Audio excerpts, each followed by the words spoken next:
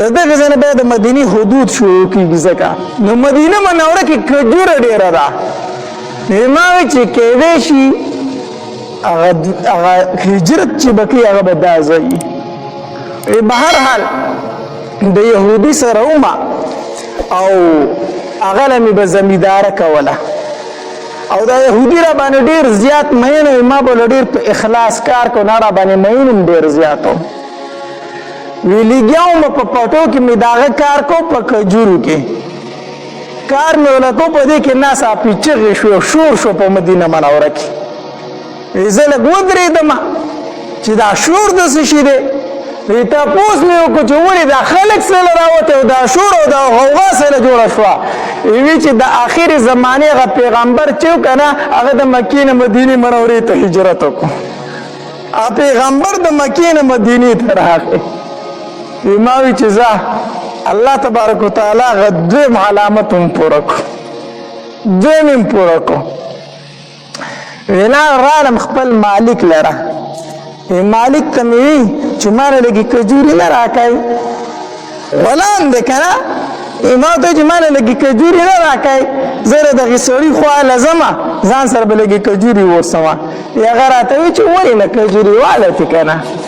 د ځان سره مې کجورې واغستې مې غستې لاړم د دغې پیغمبر خواله. چې ورسېدم ما ورته کجورې مخې ته کېښودې. ما ورته وایي چې زه سلمان فارسي یم د فارس اوسېدونکی یم خو دلته غلام یم. ما ته وایي چې دا کجورې د څه دي. ما ورته وایي چې دا مې تاسو له صدقه راوړې ده. نبی علیه السلام رانه واغستې قبول یې کړې. ملګرو ته وایي چې هلکه وخورئ تاسو وخورئ. ما ورته وایي چې تاسو وایي چې سلمانه مونږ پیغمبران صدقه نه خورو مونږ پیغمبران صدقه او دریم علامت خو پوره شو مونږ پیغمبران صدقه نه خورو. رالمه بیا د مالک خواله څه ورځې پس مې ورته وایي چې ما نه لږې کجورې نه راکړه زه هلته ورځم. چې واله که نه بیا مې کجورې واغستې. چې واغستې بیا د دغې پیغمبر خواله ورغلم. ما ورته کجورې کېښودې چې سلمانه څه دي. ما ورته وایي چې کجورې مې راوړي دي خو دا تاسو قبولې کوئ نو. ما ته وایي چې د څه کجورې دي. ما وایي چې دا مې هسې هدیه راوړي تاسو لره. نبي علیه السلام ته په خپله اول واغسته وخوړه بیا ملګرو ته یې چې هلکه وخورئ وخورئ. هدیه یې وخوړه هم او په ملګرو یې تقسیم کړه. ما وایي چې زه څلورم علامت هم پوره شو.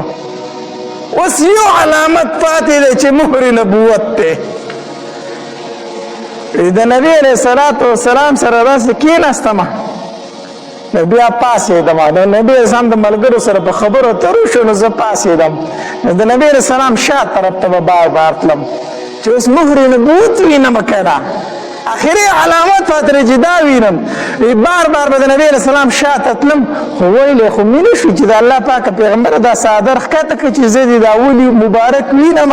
ویلی خو مې نه شو. خو ما وایي چې زه دا څادر به چېرته داسې وکشېږي زه به یې وینم. نبي علیه السلام را باندې پوه شو چې سلمان فارسي څه لیدل غواړي.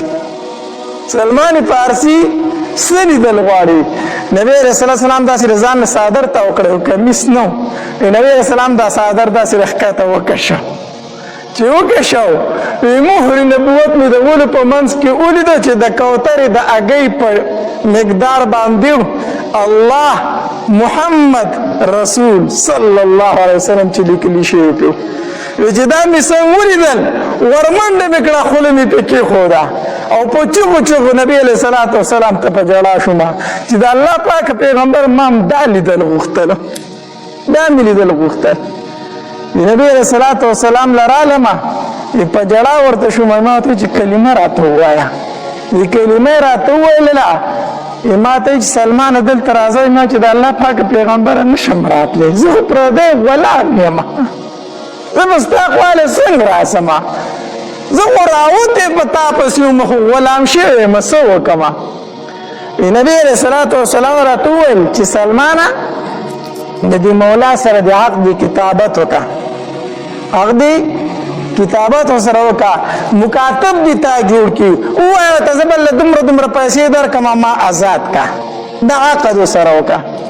ما وی چې ټیک ده لاړم خپل مولا ته مې چې ما آزاد کا زه به درله پیسې درکمه نو چې سړی څوک یو شی نه خرڅوي که نه نو داسې ریټ یې ووایي چې څوک یې نه که نه داسې که نه زما مولا ډېر رضا و هغه راته وایي سلمانه دومره به سره راوړي دومره به سره راوړي او په دې پلان کې باغ پټي کې راله د کجورو یو باغ ولګوه او چې کله هغې کجورو دانې شروع کړي بیا به خبرې کوو بیا به څه کوو ما چې زما ارمان نه پوره کېږي زما ارمانو یو به دومره سره د کم طرفه راوړم او بل دا دی چې کجوره دانه نیسي ته کجوره ناله کې او هغه غټېږي او بیا دانې نیسي په هغې کې کلونه لګي کجوره ناله کوي که نه بیا چې هغې دانې ته رسې نو څو کاله پکې لګي نو چې دا ارمان زما نه پوره کېږي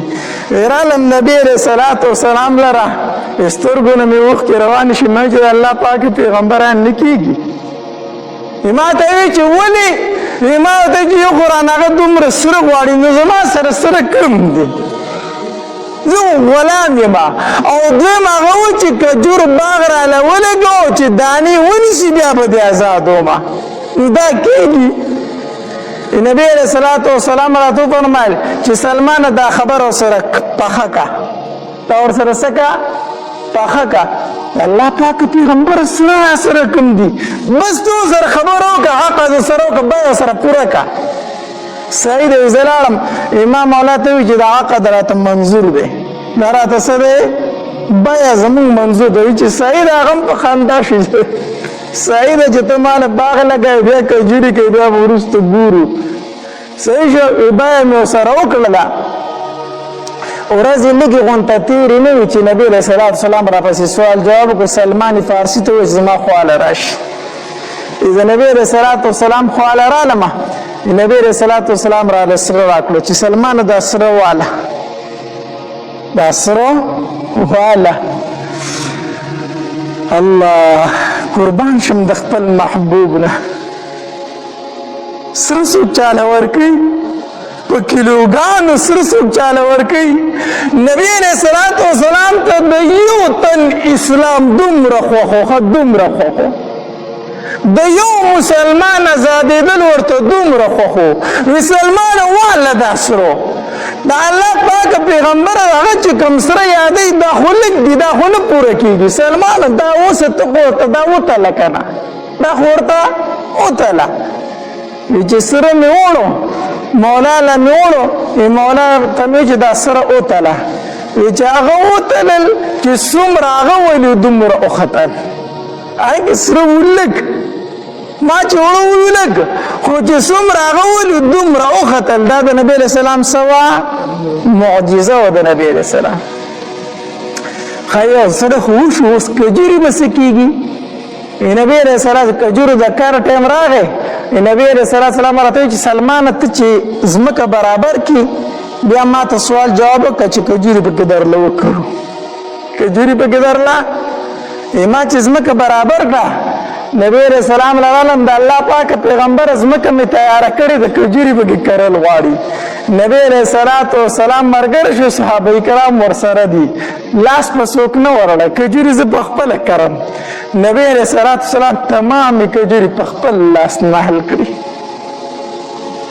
الله په خپل لاس مبارک باندې نبی علیه السلام باغ ولګو کجوري نحل کړي چې کجوري نحل کړي کجوري دومره زر غټېدې چې د کجورو د بار ټایم راتلو ټولو کجورو د نبی علیه صلات وسلام یو صحابي دی سلمان فارسی رضی الله تعالی عنه دا د اصفهان اوسیدونکی و اصفهان دا په ایران کې یو علاقه ده د هغې اوسیدونکی و او د یو غټ جاګیردار د یو مالدار سړي زوی و جیداد هم ډېرو او پلار یې مذهبي سړی هم و اصل کې پلار چې و نو مجوسي و مجوسي هغې چاته ویلی شي چې د اور عبادت کوي اوس هم په دنیا کې څه خلک شته د اور عبادت کوي بس د هغه نګراني دی چې اور چېرته مړ نه شي نو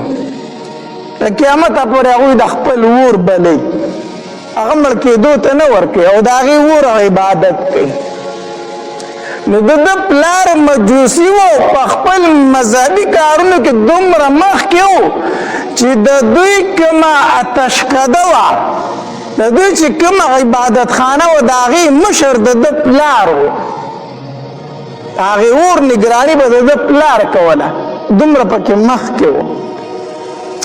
بهر جاګیردار سړی پلار و، نو دوی به دی به پټیو جایداد و هغې ته به تو راتو د سلمان فارسي رضی الله تعالی عنه په دغې وخت کې حق دین چې و صحیح دین هغه دین عیسوي و، عیسایت و، د عیسی علیه السلام دین چې کوم دی دا حق دین و. په دغې زمانه کې دی به چې کله خپلو پټو ته تو خپل جایداد ته به تو نو په لاره باندې د هغې یوه عبادت خانه وه د عیسایانو، هغوی به پکې عبادت کو، نو دی به کله کله هغې ته ورښکاره کېدو.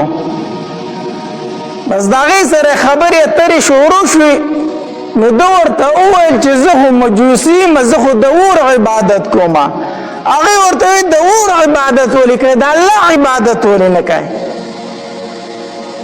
د اور د دومره موده بندګي وکړه، دومره وخت عبادت وکړو، زه ته د اور ته خو لاس دم نه کړه چې سیزې دي او که سیزې دي نه، ډېر وخت یې ورسره دوستانه پاتې شو، په کار ده چې تا خو ونه سیزي که نه، ټول عمر دې عبادت وکړو، اوس د اور ته خو لاس دم نه کوي، نه دا خو سیزه هم کوي، نو هسې عبادت کوي، سوزي دی او عبادت هم کوي. نو عبادت د چا حکم وي؟ د یو الله بندګي وکړه. بهرحال دغې دا خبرې د ده زړه ته پرېوتې، نو ده عیسایت قبول کړو. نو بیا به د کور نه د پټو په بهانه درته وتو چې زه پټي ته ځم، او هلته کې هغې د عیسایانو عبادت خانې ته به ننوته او هلته کې به عبادت کو. پلار یې پې خبر شو، چې پلار یې پې خبر شو نو دی ډېر زیات ووخو. سلمان فارسي رضی الله عنه ډېر زیات ووخو، ته ما ته هم نه ګورې، زه د خپل دین مشر یم او تا خپل دین پرېښود بل دین دې قبول کو. ډېر زیات یې ووخو، حتی تر دې پورې چې په زنځیرانو یې وتړو، چې وتړو.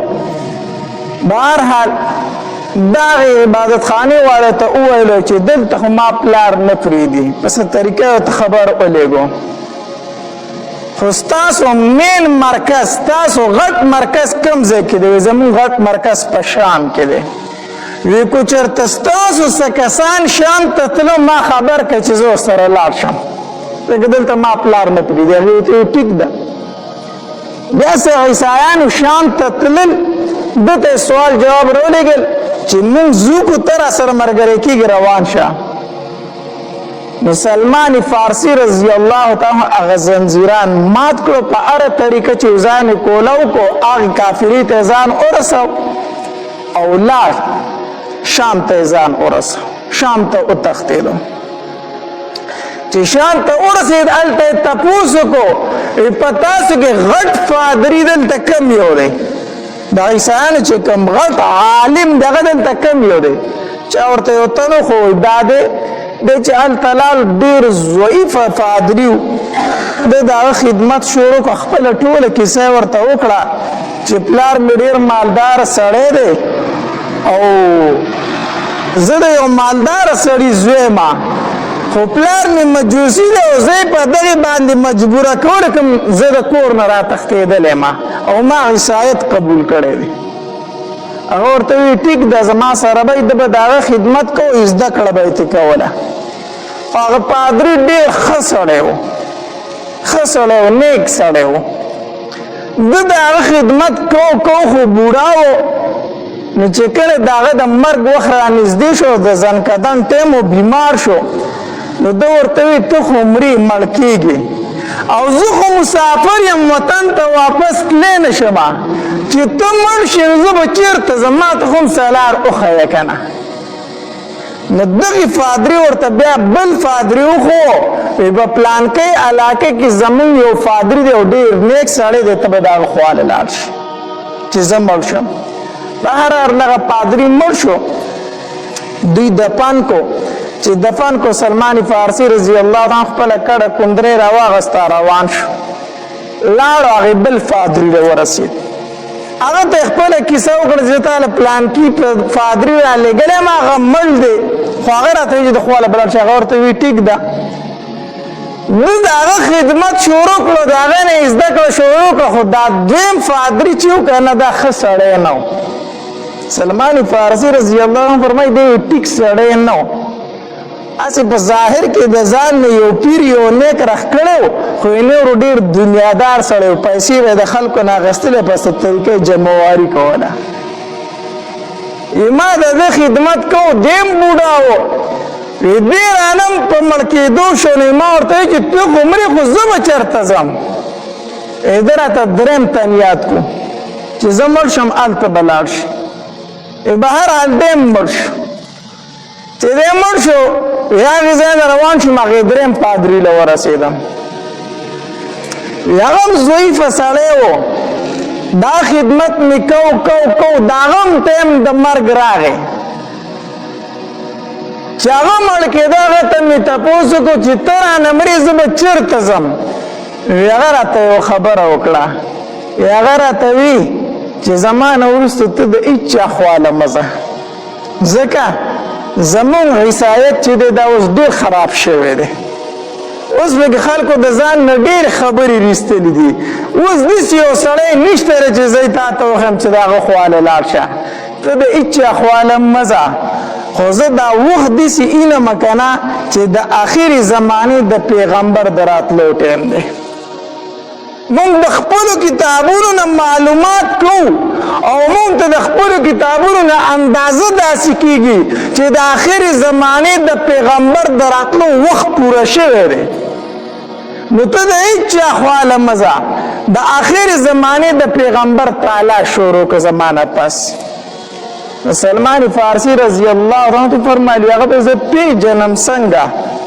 دغه فادری ورته تا ته زه 15 علامات ښیم چې دا 15 نښې پکې موجود وي که نه دا به د آخرې زمانې پیغمبر وي کمې یو دا چې د آخرې زمانې پیغمبر چې په کومه علاقه کې پیدا کېږي هغه به شګلنه ځمکه وي تش بیابان به وي شګې به وي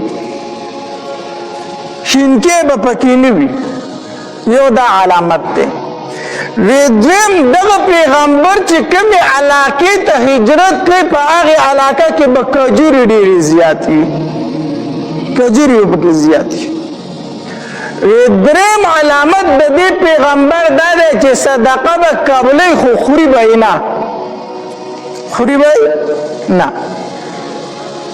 او څلورم علامت دا دی چې هدیه به قبلوي هم او خوري به هم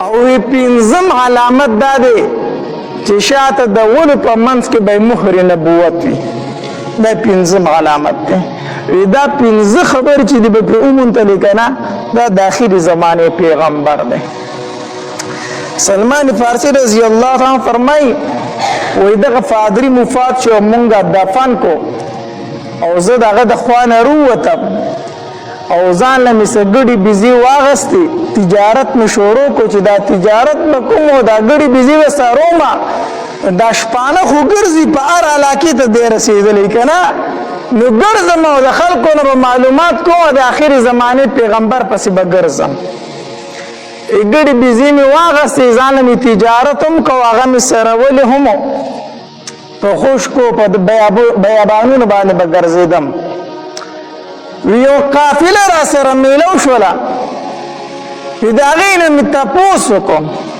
چې تاسو د کومې علاقې یئ ما ته وایي چې موږ د مکې یو ما وایي چې یاره داسې دې زمانه کې تاسو خبر شوي نه یې چې ته چا د پیغمبرۍ دعوه خو به نه یې کړي یا هغوی راته چې هغه زمونږ په علاقه کې دی که نه زمونږ د علاقې سړی دی د پیغمبرۍ دعوه خو کړي یو هلک راوتی دی ما ورته وایي چې ستاسو په علاقې کې موجود دی وي چې او ما چې ستاسو علاقه څنګه علاقه ده چې یاره زمونږ علاقه خو تشې شګې دي نو تشې شګې دي شینګي پکې نشته. ما اجازه اول علامت خو ومونته، اول علامت می ومونته. بیا مې ورته وی چې دا پیغمبر څنګه سره دی، داغه متعلق چې خبرې وکړې نو زما په زړه کې لږ نور هم رغبت پیدا شو.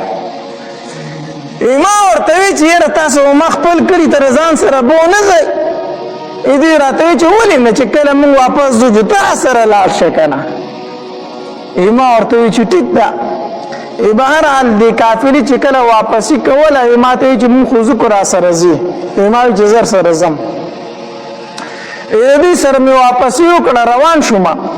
وی دغه کسان ډېر ظالمان وختل، دغه قافلې والا. زما سره چې کومې ګډې بیزې وي په لاره یې درنه هغه په زور واغستې، هغه رانه هر څه واغستل. او زه یې پرې نه ښودلمه، زه یې ونیولمه او هلته کې منډایي ته بوستم. په هغې وخت کې به دا وینځه غلامان خرڅېدلو. منډایي ته یې بوستم، د تجارت قافله وه. وی هلته کې وویل چې دا زموږ غلام دی، موږ به یې خرڅوو. ما ډېرې چغې ووهلې چې زه غلام نه یم، آزاد سړی یم، آزاد سړی یم. چا منله؟ هغه قافله وه، د هغې خبره خلکو اورېده، زما هغه چا نه اورېدله. په منډایو کې خرڅ کړم، غلام یې رانه جوړ کړو، سامان یې رانه مو اخېستو، غلام یې رانه م جوړ کړو، خرڅ یې کړم. وی چې خرڅ یې کړم ډېر زیات مې وچړل، ډېر زیات مې وچړل. ما وی چې الله د بادشاهي ژوند مې پرېښودو، د ملکۍ او د نوابۍ ژوند مې پرېښودو. د پلار مې په علاقه کې ملکي او نوابي وه، او زه راوتې دې دپاره وم چې د اخر پیغمبر ته ځان ورسوم، دین حق قبول کړمه. نه خو زه غلام شوم، زه خو اوس د اخر زمانې پیغمبر ته هم نشم رسېدی. اوس خو د دوی خوښه ده چې ما سره څه کوي نو. ځکه غلام به تښتېدی هم نه شو، چې غلام به وتښتېده نو د هغه مرګ به دوی روا ګڼو، وجې به یې بیا چې کوم ځای به چاړان دی کوي وایي وجې دا تښتېدلی دی زما غلام دی. نو تښتېدی خو هم نه شمه، ځکه که وتښتم بیا خو مې مرګ ځای دی او ژوند د غلامۍ شو.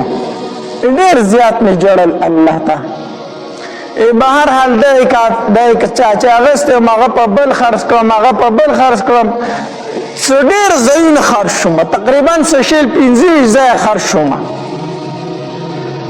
په آخر کې چې زه چا واغستم هغه د مدینې منورې یهودي هغه واغستم. چې هغه واغستم هغه روان کړی وم، بوستم وی هغې علاقې ته ورسولم چې کجورې پکې ډېرې وي. ما ورته وی چې دا کومه علاقه وي؟ چې دا یثرب دی، یثرب. وی کجورې پکې ډېرې وي.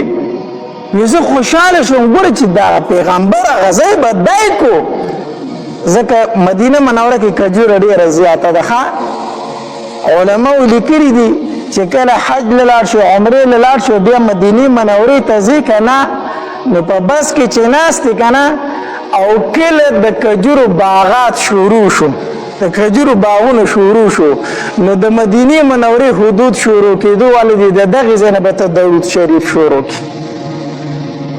چې کله د مدینې منورې د کجورو باغات تا ولیدل که نه، الله دې موږ ټول حج عمرې له بوځي.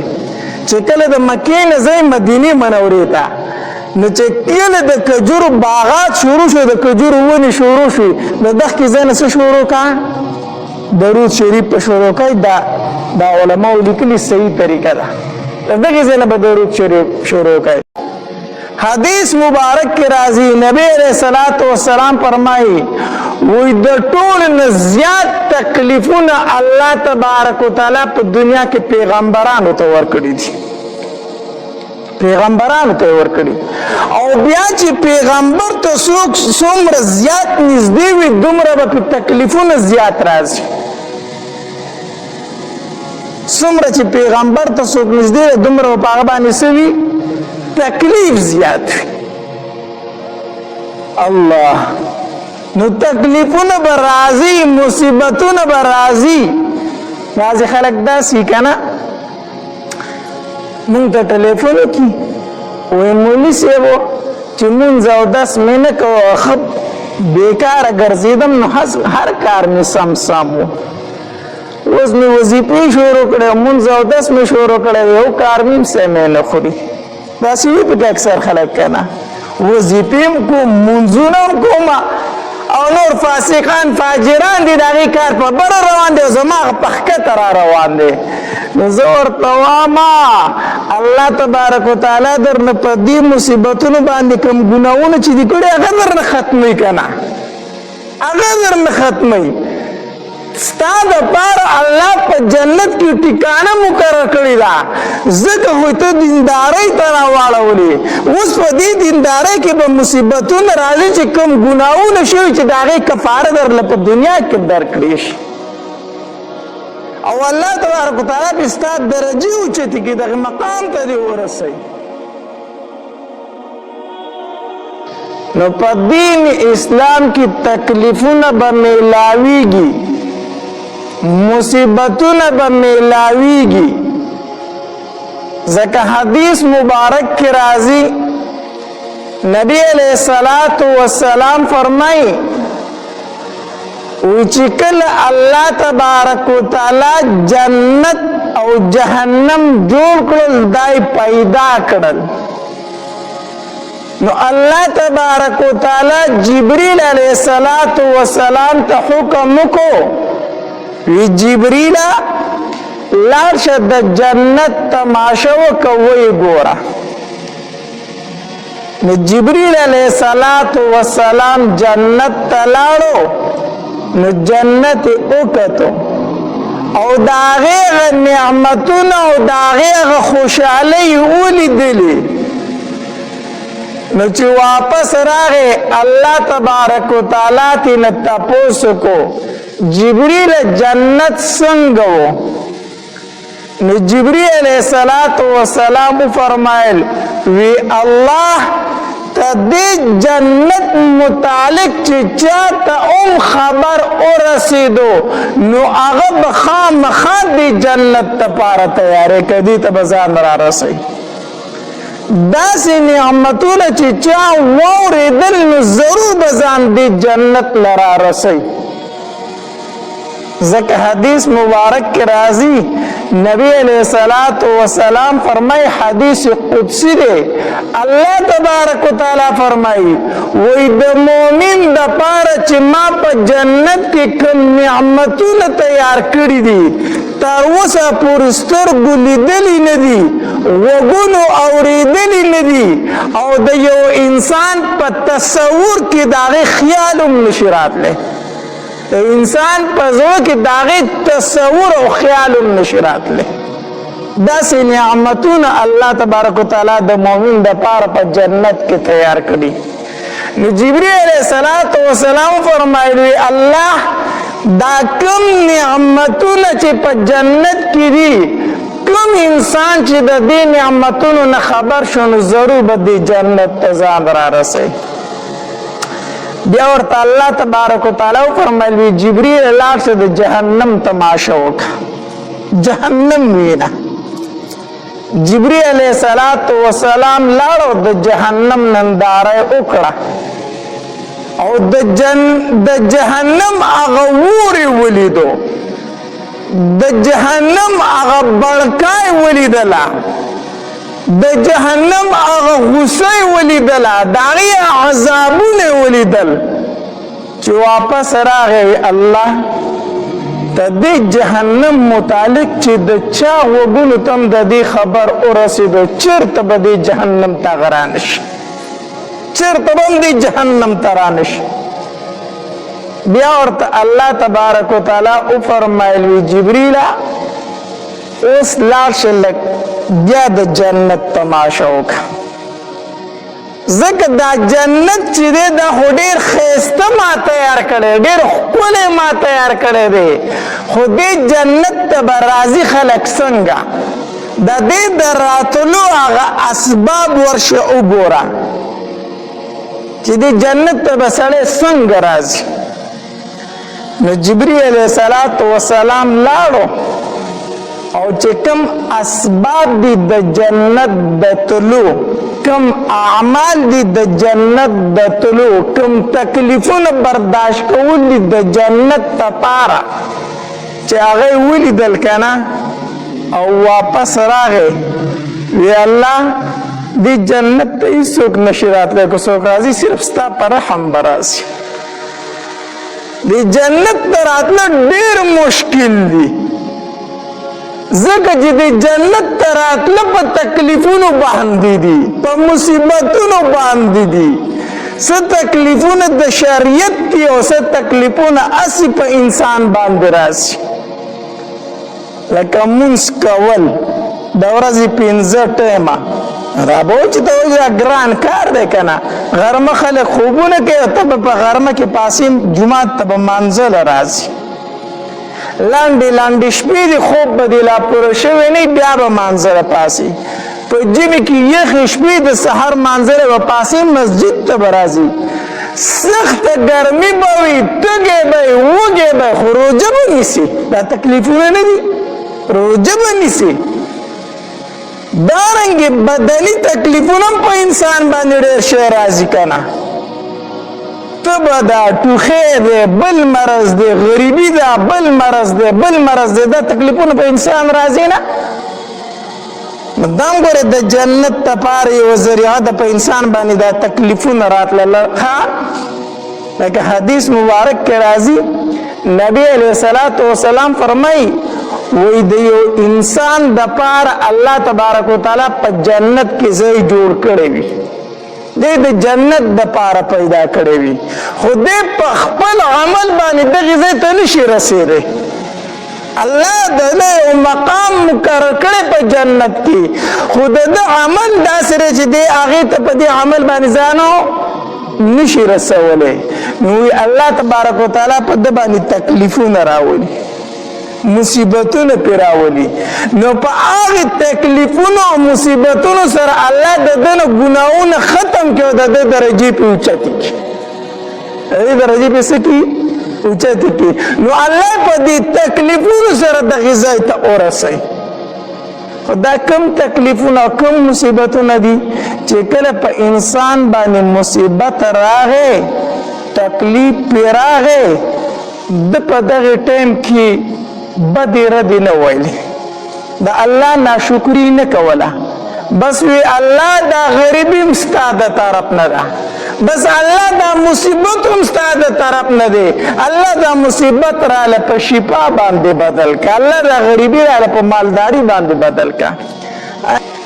نو په دنیا کې به تکلیفونه راځي، ځکه په جنت کې د مسلمان له الله یو ځای جوړ کړی، یو مقام جوړ کړی، دی هغې ځای ته رسېدی نه شي.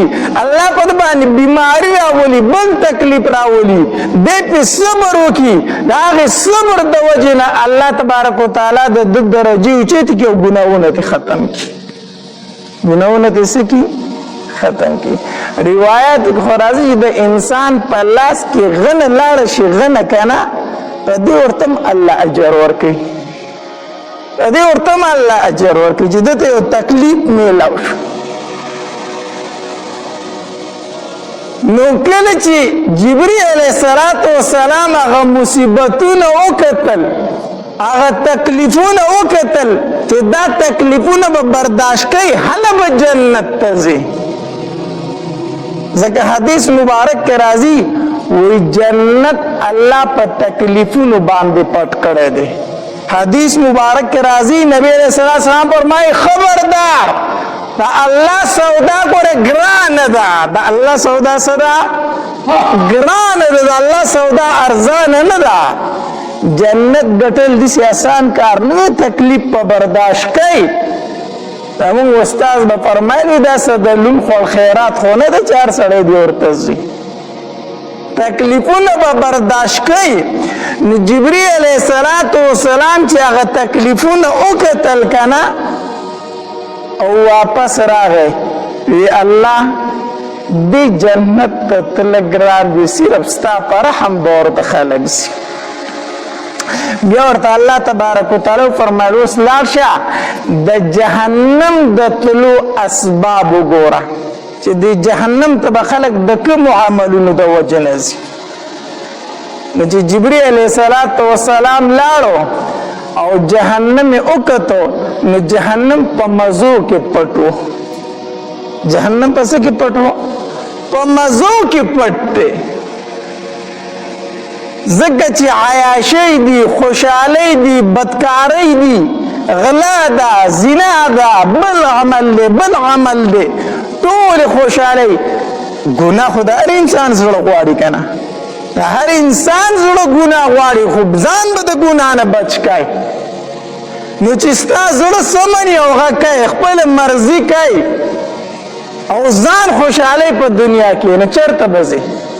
جهنم ته به ځې که نه؟ نو جهنم توش په خوشحالو کې پټ شوی و. نو چې جبرئیل علیه السلام واپس راغی وی الله د جهنم نه ځان ساتل ډېر ګران دي، دې نه ځان ساتل ډېر زیات ګران دي، ورنه اکثر خلک هم دې جهنم ته راځي، دې جهنم ته به داخلېږي. الله ته دې وجې نه په دین اسلام کې به تکلیفونه برداشت کوي. دا تکلیفونه ستا د اوچتوالي دپاره دي، ستا د ګناهونو د ختمولو دپاره دي. حدیث مبارک کې راځي، نبی علیہ السلام فرمایي وی د ټولو نه زیات تکلیفونه الله تبارک وتعالی په دنیا کې پیغمبرانو ته ورکړي دي، پیغمبرانو ته ورکړي. او بیا چې پیغمبر ته څوک څومره زیات نږدې وي دومره به په تکلیفونه زیات راځي. څومره چې پیغمبر ته څوک نږدې وي دومره به په هغه باندې څه وي؟ تکلیف زیات وي. الله نو تکلیفونه به راځي، مصیبتونه به راځي. بعضې خلک داسې که نه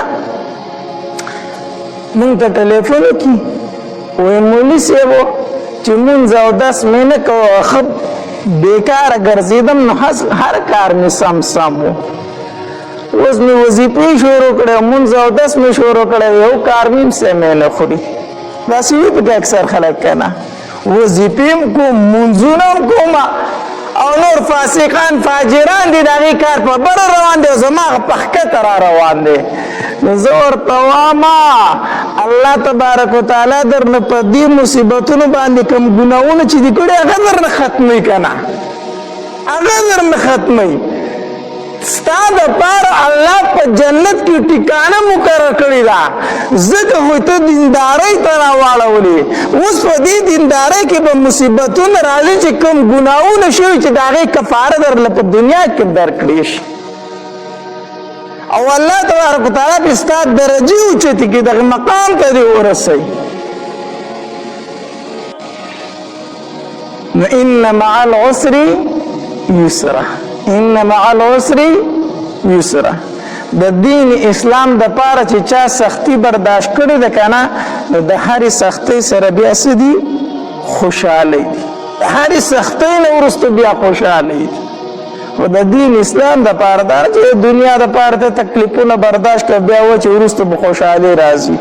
د دین اسلام د پاره، د شریعت د پاره چې چا تکلیف برداشت کړی، الله تبارک وتعالی په بیا ښې ورځ راوستې دي. تر صحابه کرامو ژوند ته وګوره که نه. داسې بیانات او واقعات اورېدلو دپاره ماجد اسلامیک سټوډیو 11 چینل سبسکرایب کړئ، घंटे वाला निशान क्लिक کړئ چې همیشه د مولانا هاشمي صاحب په आवाज باندې داسې ویډیوګانې، داسې بیانات او واقعات تاسو مهاله راځي. کمنټس کې سبحان الله، ماشاءالله، الحمدلله ولیکئ او خپلو ملګرو سره یې د ثواب په نیت باندې شیر هم کړئ. والسلام.